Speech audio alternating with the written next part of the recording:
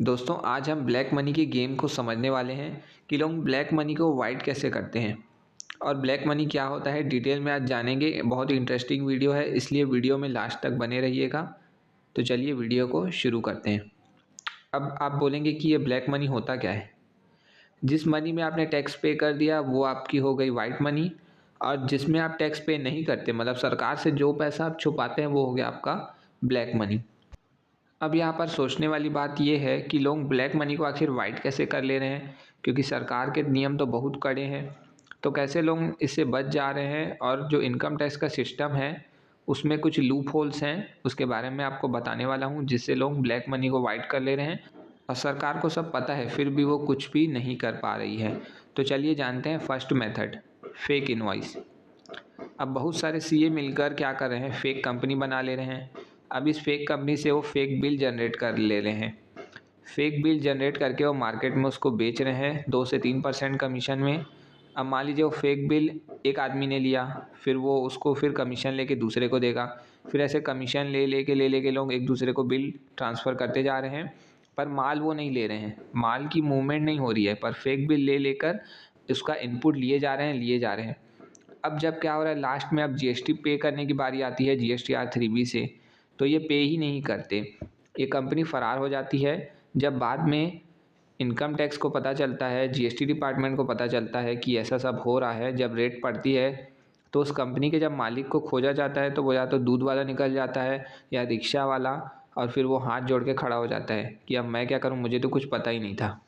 तो गरीब लोगों के नाम पर ही फेक कंपनी बना ले रहे हैं, और इस पूरे मेथड से ही बड़े बड़े लोग अपनी ब्लैक मनी को वाइट मनी किए जा रहे हैं। इसीलिए इस पर लगाम लगाने के लिए अब जीएसटी डिपार्टमेंट में क्या किया है, जीएसटी रजिस्ट्रेशन करते वक्त उस प्लेस का वेरिफिकेशन भी किया जा रहा है और बायोमेट्रिक सिस्टम भी लगाया जा रहा है।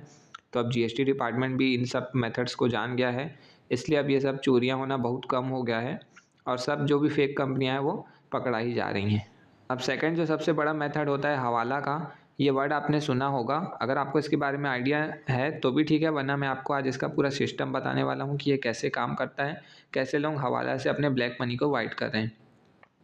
अब मान लीजिए आप ए हैं, आप इंडिया में रहते हैं, आपको अपनी ब्लैक मनी को वाइट करना है, तो आप एक एजेंट को ढूंढेंगे जो ये काम करता होगा। अब ये एजेंट क्या करेगा, अमेरिका में या ऑस्ट्रेलिया में इसका कोई साथी होगा। पहले तो ये ए से कुछ परसेंट कमीशन लेगा, 5% 10%। फिर वो उस अमेरिका में आदमी जो रह रहा है, मान लीजिए वहाँ बी रह रहा है और वो एजेंट से ही मिला जुला रहता है, इन लोगों का नेटवर्क रहता है, वो बी को बोलेगा कि आप ए के अकाउंट में पैसा उतना ट्रांसफ़र कर दीजिए कमीशन काटने के बाद। तो बी क्या करेगा, वो ए के अकाउंट में डायरेक्ट उतना पैसा डाल देगा। ठीक है, तो ए की ब्लैक मनी घूम के वाइट हो गई। अब आप तो बोलोगे इनकम टैक्स डिपार्टमेंट ए को पकड़ेगा जरूर कि ये पैसा कहाँ से आया, तो इनकम टैक्स डिपार्टमेंट की हद इंडिया तक है। अब बाहर से वो पैसा उसने कैसे कमाया, कैसे आया, उस पर वो कुछ भी नहीं कर सकता। तो इस तरीके से ब्लैक मनी वाइट हो जाती है। यहाँ पर ये ध्यान देना है कि पैसे की कोई मूवमेंट नहीं हुई ना यहाँ पर। अब बी को ज़रूर ज़रूरत पड़ेगी आगे चल के, उसके पास कोई आएगा तो वो फिर इस एजेंट को बोलेगा कि अब आपके पास जो पैसे पड़े हुए थे ना, वो इंडिया में एक आदमी है उसको दे दीजिए। तो फिर जो ये मेथड उल्टा अपना लेते हैं। तो अब एजेंट इंडिया में जाकर वो पैसा उस आदमी को दे देगा। तो इस तरीके से बस ये पैसे को घुमाते रहते हैं, क्योंकि एक जगह से दूसरे देश में पैसा ये कैसे लेके जाएगा, इसलिए पैसे की ऐसे मूवमेंट करते रहते हैं, इनका नेटवर्क बना रहता है। तो इस तरीके से हवाला का सिस्टम वर्क करता है, इस पर सरकार कुछ नहीं कर सकती।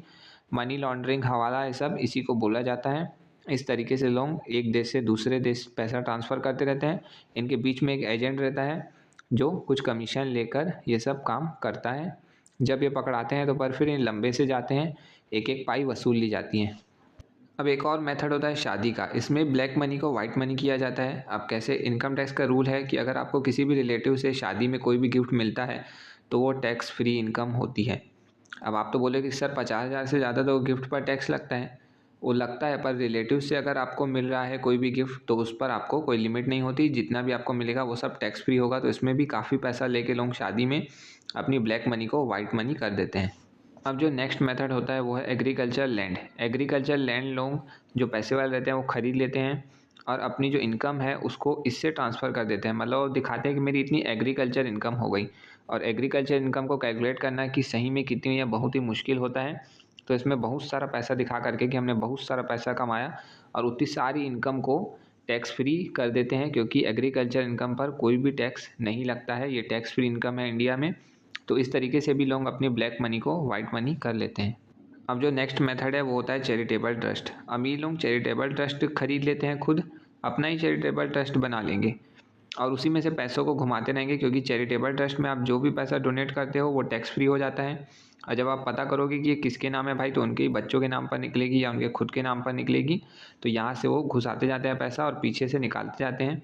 तो ऐसे भी ब्लैक मनी को वाइट मनी ये चैरिटेबल ट्रस्ट बनाकर कर लेते हैं। अब एक और मेथड है रियल इस्टेट का। अब रियल इस्टेट में सब कैसे होता है, मान लीजिए आपको 10 लाख रुपए में कोई घर खरीदना है, तो आप उसको बोल दोगे कि ये प्रॉपर्टी की वैल्यू को 5 लाख ही दिखा पेपर में, 5 लाख मैं तेरे को कैश दे देता हूँ नीचे से। तो वो नीचे से आपको गणित से 5 लाख रुपए कैश दे देगा और पेपर में सरकार को तो 5 लाख ही दिखाया। तो जो उसकी ब्लैक मनी 5 लाख पड़ी हुई थी वो वाइट मनी हो गई, उसने घर ले लिया। अब जब घर को बेचेगा तो भाई पूरा पैसा तो उसको वाइट में ही मिलेगा उसके बैंक अकाउंट में। तो रियल इस्टेट में भी ये ब्लैक मनी का गेम चल रहा है बहुत ही लंबे समय से।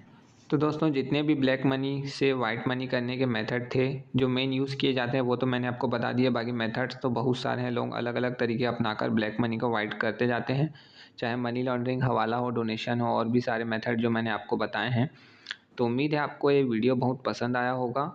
वीडियो को लाइक और चैनल को सब्सक्राइब जरूर कीजिएगा, क्योंकि वीडियो बनाने में काफ़ी ज़्यादा मेहनत लगती है। Thanks for watching.